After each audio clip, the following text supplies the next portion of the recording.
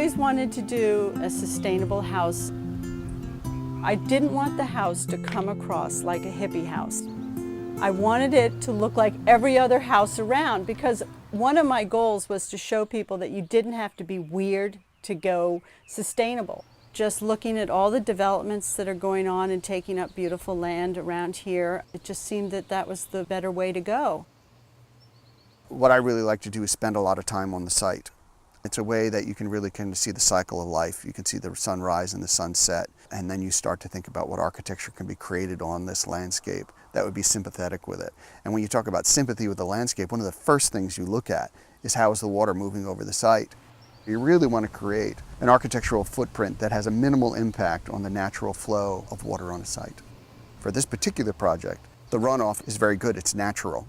We didn't have to deal with a lot of swales or water running along the back of the house where we'd have to figure out ways to move it. It's a very natural way to shed the water because it was the existing way the water was shedding. But then we're left with our impervious surface, our roadways, our courtyards, and how are we going to deal with that water? The courtyard is a crushed gravel, so the water can actually percolate through, so we don't have to worry about putting it into swales and moving it off the site or collecting it. And that's the majority of the paving here. Then we wanted to collect water off the roofs, but because the main house has curvaceous roofs, it's very difficult to create a gutter system that will collect that. So we chose not to collect the water on the main house. We chose to collect the water off of the barn because you can have standard gutters. We collected that water through our downspouts, filtered it, and then brought it into a very large cistern. Collecting rainwater, boy, that's a no-brainer. Everybody should be doing that. We use it for irrigation and our toilets, and then we also use it for the barn. I wish we'd used it for our laundry. Washing dishes, that would have been nice too, yeah. I don't know why we couldn't have. Yeah, I think we should have pushed ourselves a little bit more. This cistern can hold 1,300 gallons, and if there's no drought, we can't keep up. I mean, it's full all the time. With the main house, because we don't have gutters, when it rains, it drips down into gravel which surrounds the building, and then we had perforated pipes. So the water sheds off of the roof, down into the gravel, into the perforated pipes, and gets discharged into their gardens, and then gets held in small stone retention basins. But if they fill up, it'll just discharge out onto the site.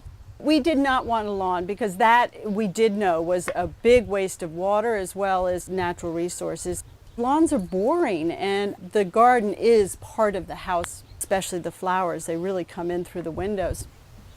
In designing the garden, we have native plants, so we're not trying to force a plant that doesn't belong here, and drought-resistant plants where needed. The watering, first couple of years, yes, I don't water this garden. Living here, you don't feel that you're in a sustainable house. You walk in and you say, this is a normal house. Oh, by the way, you recycle your water, or you do this, or you do that. And it just makes a lot of sense.